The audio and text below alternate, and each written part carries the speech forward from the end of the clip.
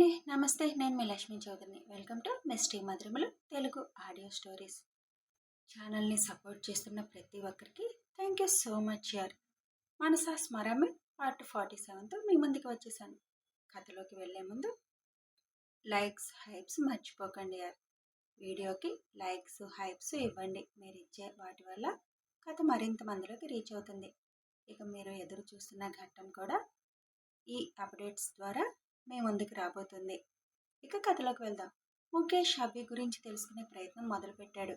కానీ తను డైరెక్ట్గా ఇన్వాల్వ్ అయినా ఇప్పుడు తొందరపడ్డ మొదటికే మోసం వస్తుందని హైదరాబాద్ గురించి పూర్తిగా తెలియకపోవడంతో, అక్కడ తనకు తెలిసిన వారు కూడా ఎవరూ లేకపోవడంతో అభి గురించి తెలుసుకోవడానికి ముందు ఇద్దరు వ్యక్తులను పంపించాలి అని నిర్ణయం తీసుకున్నాడు. ముందు అభి గురించి పూర్తిగా తెలుసుకుంటే అప్పుడు ఏం చేయాలి ఆలోచించవచ్చు అని తనకి పని చేసి పెట్టే ఇద్దరు హైదరాబాద్ పూర్తిగా తెలిసిన వాళ్ళని సెలెక్ట్ చేయాలని అనుకొని తన మనుషులకి ఆ విషయం చెప్పి, ఎవరు వెళ్ళి కరెక్ట్గా నేను చెప్పిన పని చేయగలరు అని మీరే నిర్ణయం తీసుకొని నాకు చెప్పండి అని చెబుతాడు. వాళ్ళు మాకు 2 రోజులు టైం ఇవ్వండి అన్నా అని చెప్పి అక్కడి నుంచి వెళ్ళిపోతారు. అంతా నా చేతుల్లోకి వస్తున్న టైంలో అక్క నన్ను ఇంత మోసం చేసింది.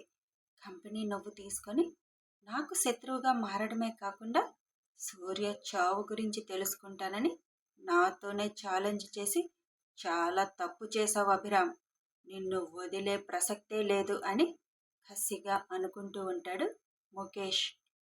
నవీన్ దగ్గరికి రీనా వస్తుంది. శనివారం పార్టీ గురించి చెబుతుంది. నవీన్ కన్నింగా నవ్వుకుంటూ ఆ రోజే ఆ అవనిని ఇదే ఫ్లాట్లో నా సొంతం చేసుకుంటాను అని అంటాడు. ఎలా నవీన్, నువ్వు అసలు ఆఫీస్లోకి అడుగు పెట్టడానికి అవ్వదు, ఇంకా అవనిని ఫంక్షన్ రోజు ఎలా ట్రాప్ చేయగలవు అని అడుగుతుంది. ఆఫీస్లో అడుగు పెట్టకుండానే ఆ అవనిని పట్టుకుంటాను అని అంటాడు నవీన్. అదే ఎలా? పార్టీ అంటే ఎలాగూ 10 అవుతుంది కదా అయిపోయేసరికి. ఆ టైంలో స్కూటీ వేసుకొని ఒంటరిగా వస్తుంది. తనని ఫాలో అవుతూ కొంచెం లోన్లీ ప్లేస్లో తనని అడ్డగించడమే అని అంటాడు నవీన్. అది అంత సులభం కాదు నవీన్, రిస్క్ చేస్తున్నావేమో అనిపిస్తుంది. పర్లేదు, అలాంటి అందగత్తె కోసం ఆ మాత్రం రిస్క్ చేయకపోతే మజా ఉండదు. అయినా ఒక్కడిని కాదులే, దాన్ని ఇక్కడికి పట్టుకొచ్చేదాకా నా ఫ్రెండ్ దాస్ హెల్ప్ తీసుకుంటా. ఎవరు? ఆ రౌడీనా? వాడి కన్ను అవని మీద పడితే వాడు ఎత్తుకుపోతాడు, నీకెందుకు అవకాశం ఇస్తాడు అని అంటుంది రీనా. నా ప్లాన్స్ నాకున్నాయిలే, నువ్వు చేయాల్సిందంతా ఆ అవని పార్టీ నుంచి బయటకు వచ్చినప్పుడు నాకు చిన్న ఇన్ఫర్మేషన్ ఇవ్వు అని చెబుతాడు. అలాగే ఇస్తాను, కానీ జాగ్రత్త నవీన్ అని తెగ గారాలు పోతుంది రీనా. నువ్వెన్ని గారాలు పోయినా ఇప్పుడు నా దగ్గర పైసలు లేవు, నేనిప్పుడు నీకేమీ ఇవ్వలేను. అయినా వస్తాను అంటే వచ్చి బెడ్ ఎక్కు అంటాడు. అదేంటి నవీన్, నేను డబ్బుల కోసం ఎప్పుడైనా నిన్ను ఇబ్బంది పెట్టానా? అంత మాట అన్నావు.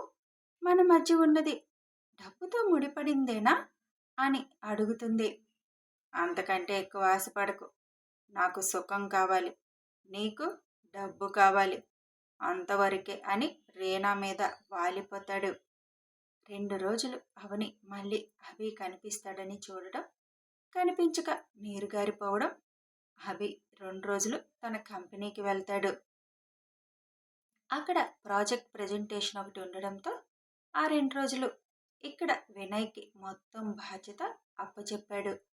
వినయ్ స్టాఫ్ అందరినీ ఉద్దేశించి మాట్లాడుతూ, ఈ కంపెనీ అభిరామ్ సార్ తీసుకున్నందుకు ఒక ప్రాజెక్ట్ మన స్టాఫ్ కొంతమంది అభిరామ్ సార్ మాట మీద గౌరవంతో ఎక్స్ట్రా అవర్స్ పనిచేసి సక్సెస్ఫుల్గా కంప్లీట్ చేసినందుకు వాళ్ళని అభినందిస్తూ వాళ్ళ కోసం పార్టీ అరేంజ్ చేశారు.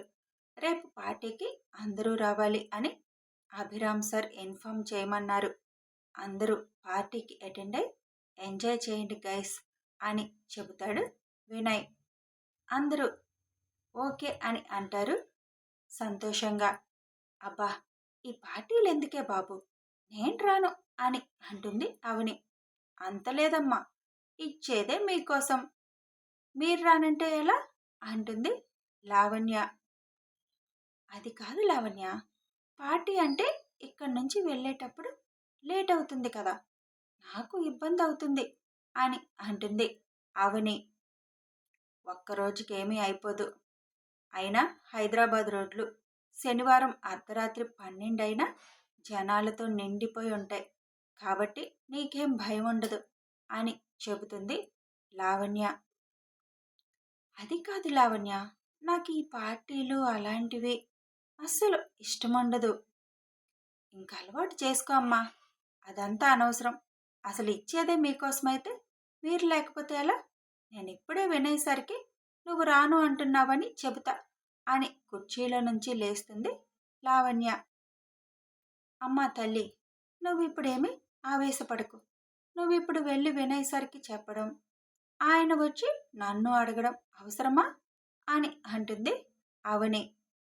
అలా అయితే వస్తాను అని ప్రామిస్ చేయి అని లావణ్య చెయ్యి చాపుతుంది. ఏంటి, పార్టీ కోసం ప్రామిస్నా? ఈ మధ్య ప్రామిస్కి వాల్యూ లేకుండా పోయింది. వస్తానులే అని అంటుంది అవని. సరే, నీ మాట మీద నమ్మకం ఉంది, అందుకే ఊరుకుంటున్నాను. హ్యాండ్ ఇచ్చావు అంటే బాగోదు అని అంటుంది లావణ్య. ఇవ్వనులే తల్లి, ఇంకా టాపిక్ వదిలేసి వర్క్ సంగతి చూడు. అసలే మన బాస్ వర్క్ విషయంలో స్ట్రిక్ట్ అని అంటుంది అవని.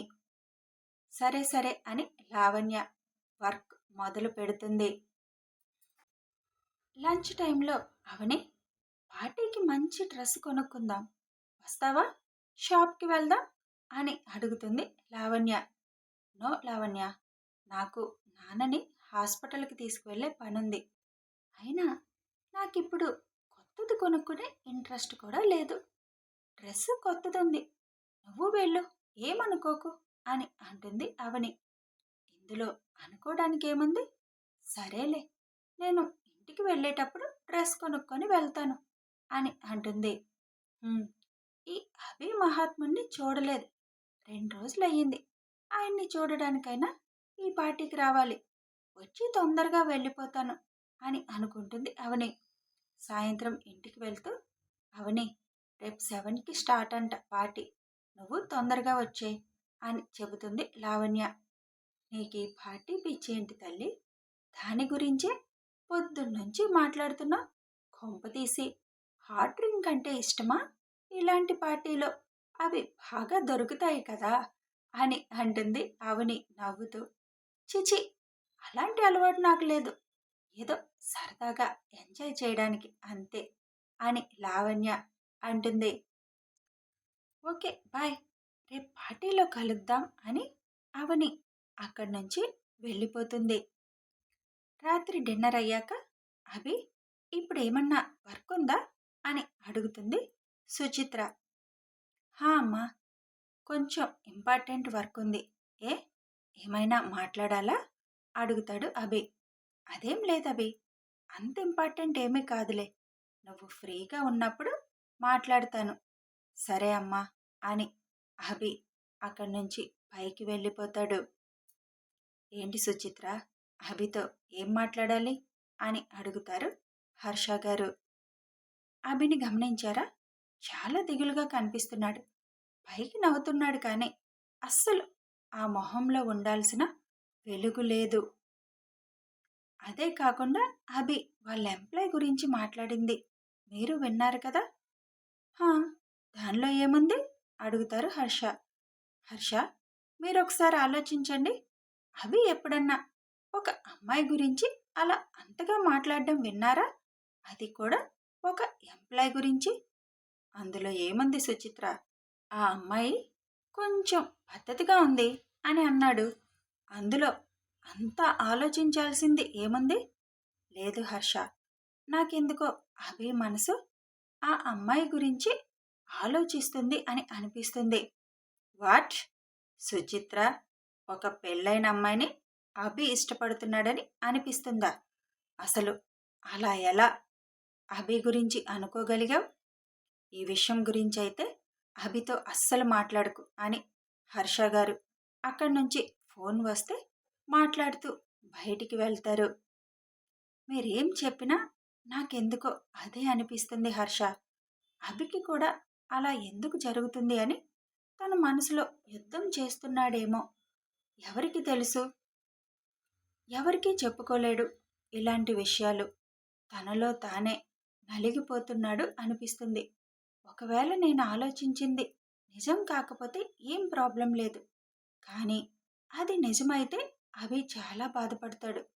అటు తను వెతుకుతున్న అమ్మాయి దొరకలేదు.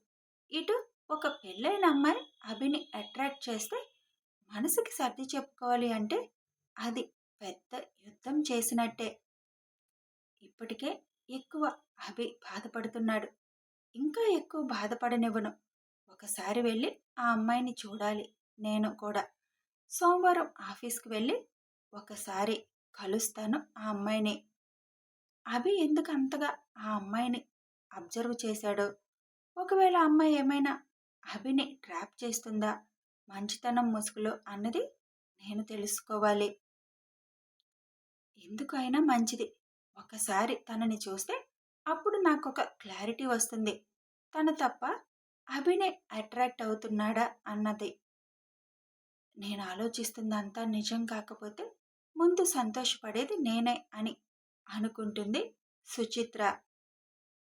ఫోన్ మాట్లాడి లోపలికి వచ్చిన హర్ష ఇంకా సుచిత్ర అక్కడే కూర్చొని ఆలోచించడం చూసి, సుచిత్ర ఇంకా అదే ఆలోచిస్తున్నావా అని హర్ష గారు అడుగుతారు.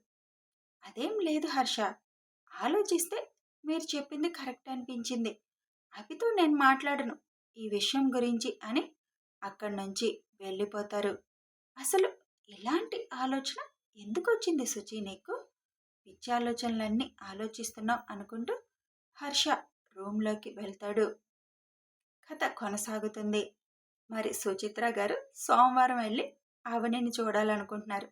కానీ ఈలోపే అవని తన కోడలని ఆవిడికి తెలిసిపోతే ఆవిడ రియాక్షన్ ఎలా ఉంటుందో తెలియాలి అంటే కథని ఫాలో అయిపోండి. మీరు ఎదురు చూస్తున్న ఘట్టం మీ ముందుకు రాబోతుంది. వీడియో నచ్చితే లైక్ చేయండి, షేర్ చేయండి, కామెంట్ రూపంలో మీ అభిప్రాయం తెలపండి.